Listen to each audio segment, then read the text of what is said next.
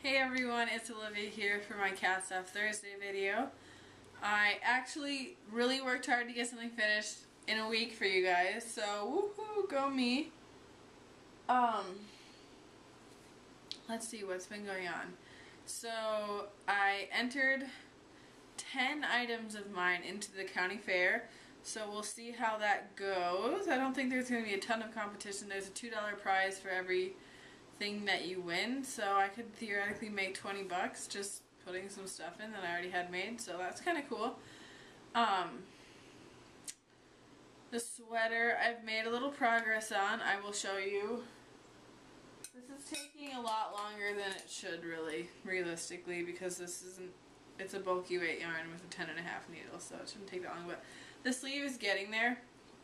I don't know if I mentioned this, I'm gonna make it 3/4, which will also help it go a little faster. I'm getting close with this sleeve to being done, and then I have to work on the other sleeve, but I also need to check the body again.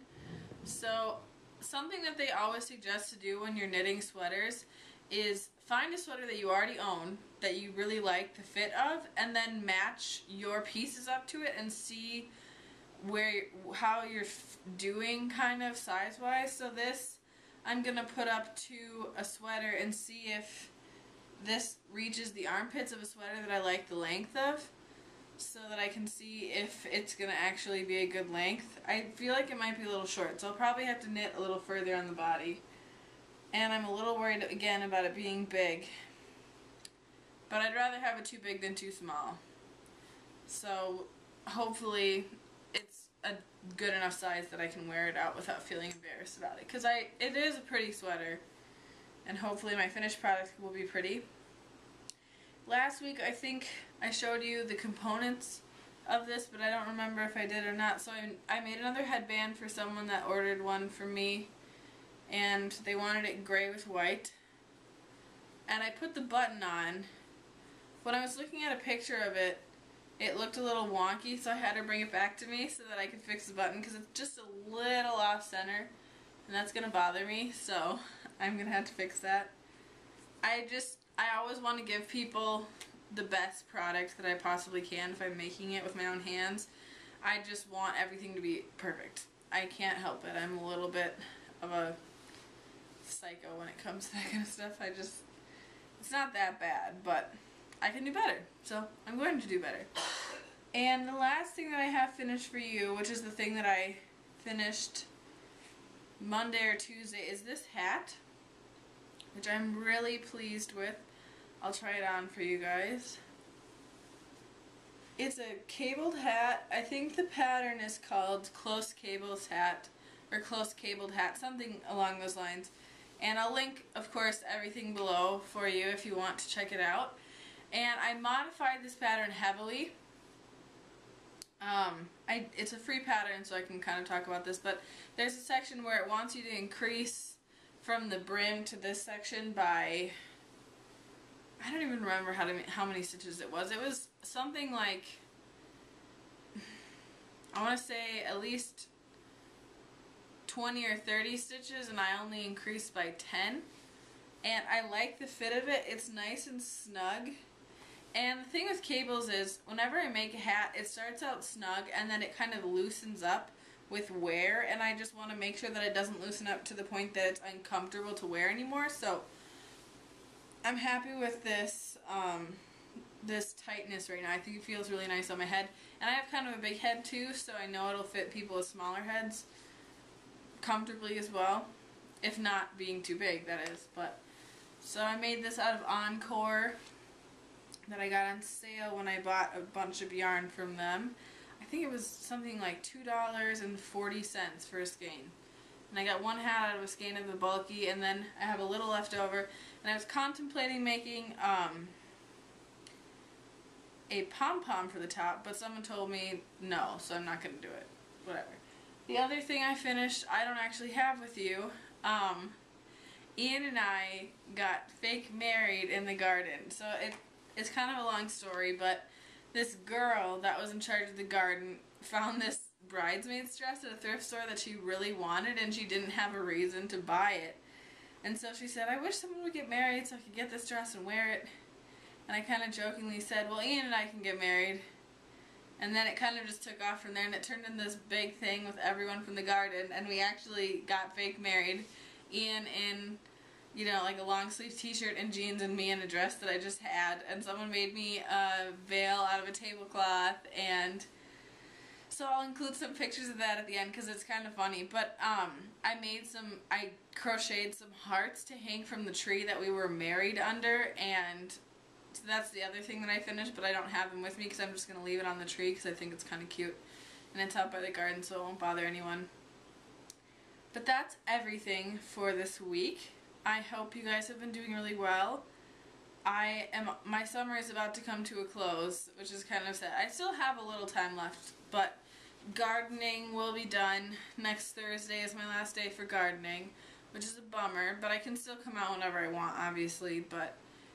And then work ends the week after that on Thursday, which is weird. And then I'm going to be starting my practicum soon. So for those of you who don't know, I maybe haven't mentioned this lately, I'm in college studying to be a history teacher, and I have finished my history major and my social science major, and now I'm just finishing my third, which is the education.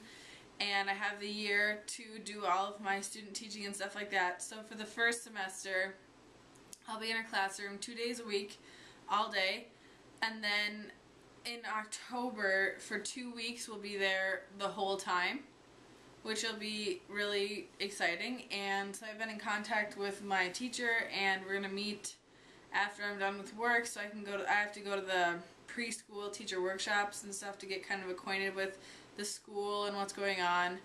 And then next semester I'll be student teaching, which I still don't know where, which is really bothering me because I'm a person that likes to plan ahead and know what's going to happen and kind of have some sort of control. I like having control over what's happening around me, but I'm kind of in this year right now where I don't have any control, and I have to just kind of try to be okay with that because I feel like I'm just kind of free falling at this point.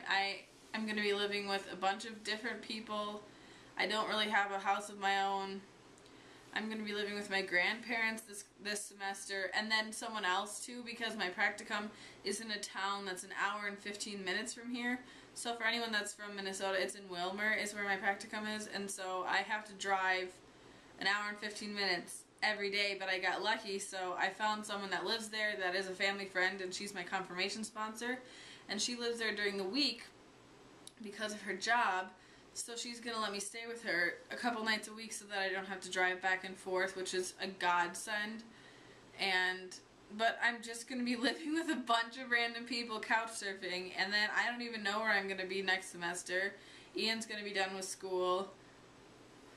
Hopefully we'll be able to find a job. Everything's just really up in the air at this point, and I don't like that. But these next couple years I think are just going to have to be like that, and I'm just going to have to accept it and get over myself. But college is stressful, but not as stressful as trying to transition into the real world.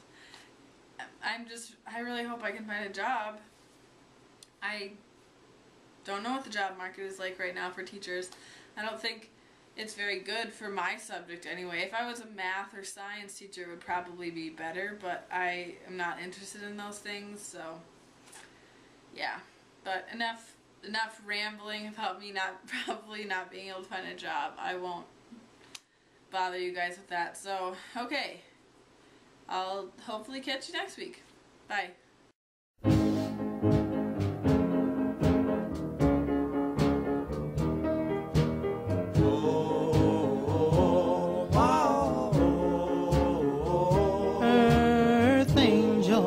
Earth angel, will you be mine, my darling dear? Love you all the time. I'm just a fool in love with you.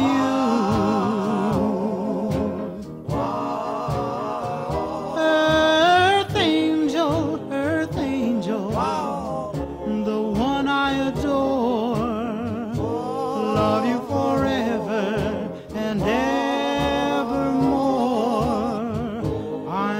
just a fool in love with you.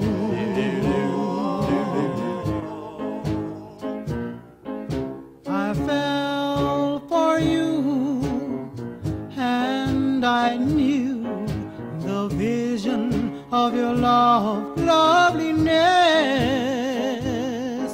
I hoped and I prayed that someday I'll be the vision of your happiness. Oh, oh, earth angel,